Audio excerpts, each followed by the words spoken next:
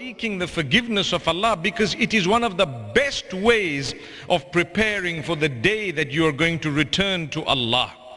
When a believer seeks forgiveness of Allah, he or she is convinced within his or her heart that Allah has heard. And Allah sees my sincerity and knows it.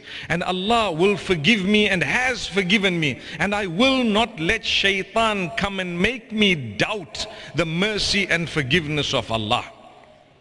Because at times, like I said, because of human nature, when we falter, we seek the forgiveness of Allah. And we know that shaitan had trapped us, but shaitan comes back to us after we sought forgiveness of Allah subhanahu wa ta'ala. And he makes us think for a moment that, no man, what you did is a little bit too big for Allah to forgive. It was very, very bad. You know, yesterday someone sent me an email telling me that they actually went forth to do some black magic on someone else.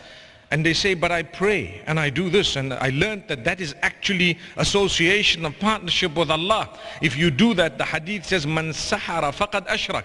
Whoever does magic actually has associated partnership with Allah or involved in shirk. So now that I know it was so bad, and by the way, what is it?